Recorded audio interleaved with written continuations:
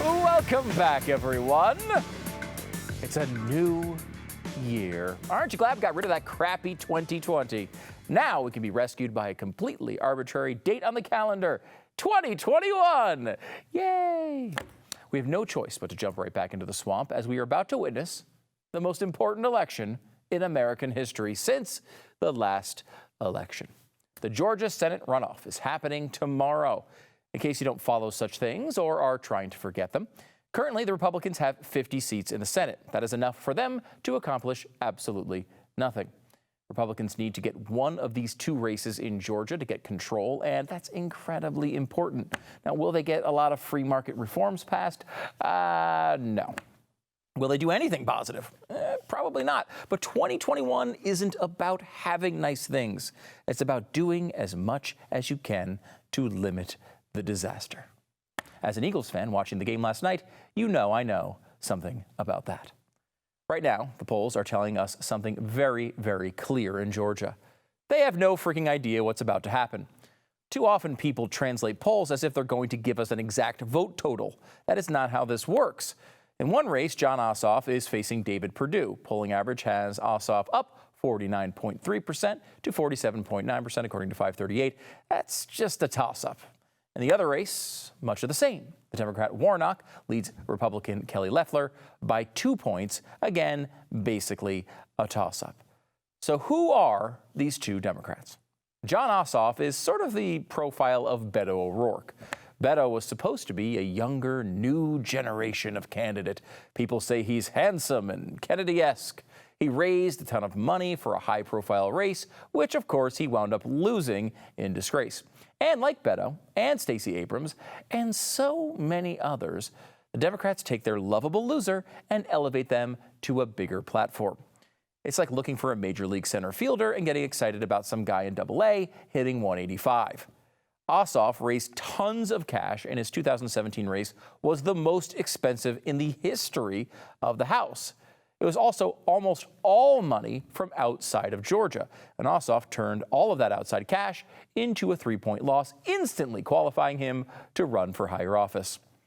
Ossoff doesn't come off as, like an AOC, where he's bragging about his socialist street cred. He's a decent, if boring, communicator that, he tries to sell his left-wing policies in a way that makes them palatable to swing voters. For example, when he talks about spending money, he says things like this, quote, "I'll support a historic infrastructure plan that includes massive investments in clean energy, energy efficiency, and environmental protection." Okay, well, sure, he's talking about the environment, but, even Trump wanted an infrastructure plan, right? Well, the historic infrastructure plan he's talking about is also known as the Green New Deal, and he's not calling it the Green New Deal. He says he's not for Medicare for all either, but he's got the endorsement from the group Demand Universal Health Care, whose acronym is, and I kid you not on this, DUH. It's true. Demand Universal Health Care. Duh. Now, to be fair, DUH doesn't actually want Medicare for all. The group, DUH, says they want something more expansive. Duh. It's not a bad slogan for Ossoff, though. If most of your sentences start with duh, then you need Jon Ossoff to be your senator. And the other race is Raphael Warnock. This is not Beto 2.0. This is Jeremiah Wright 2.0. And you might say I'm disparaging Warnock by saying that, but you know who wouldn't feel that way? Raphael Warnock. Here he is doing his best Jeremiah Wright impression.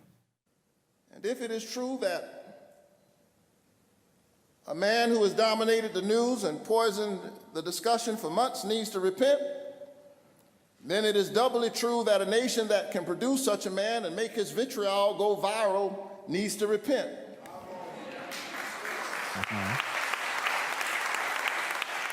What are you saying exactly, though? No matter what happens next month, more than a third of the nation that would go along with this is reason to be afraid. Oh, okay. America needs to repent for its worship of whiteness. I hate when people worship their whiteness. It is the worst thing that I never notice happening. I know I always do that. I always am worshiping my whiteness, and that's a problem. And I'm not just speculating that he likes Jeremiah Wright because they routinely say the same stuff. Warnock was educated at the Union Theology Seminary in New York City. His mentor, his words, mentor, was Dr. James Hal Cone. Cone was one of the main minds behind Black liberation theology, the foundation behind the teachings of Reverend Jeremiah Wright. Cone is responsible for such deep thoughts as, quote, "If God is white, kill God." Okay.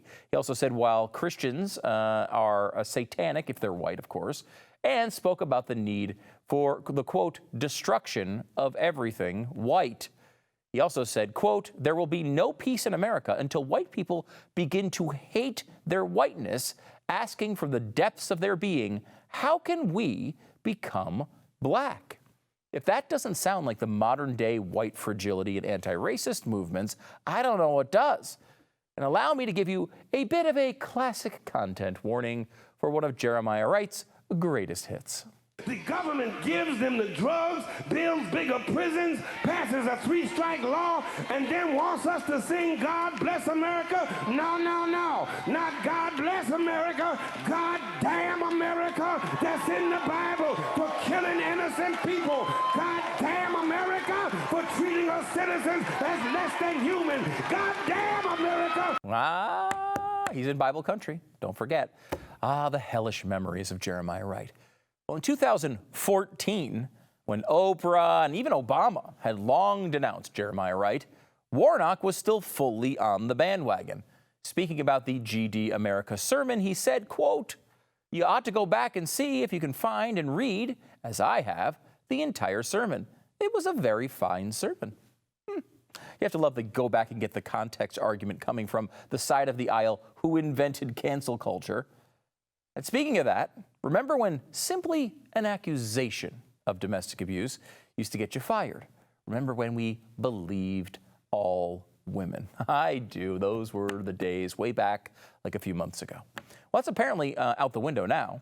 Warnock had a little issue with his then wife, now ex-wife, who accused him of running over her foot with his car. He knew that he ran over your foot? This man's running for United States Senate, and all he cares about right now is his reputation. I work at the mayor's office, and this is a big problem.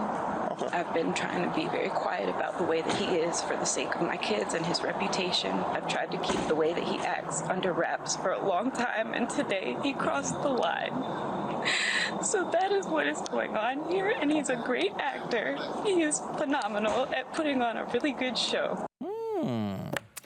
Do you believe her? Trick question, of course. You are required to believe her, unless the guy's running for Senate, I think is the way this rule works. I don't even know anymore. Look, I probably don't have to convince you that both Ossoff and Warnock would be horrible senators. In a city filled with terrible politicians, they would be living the intersection of Crappy Lane and Douchey Boulevard.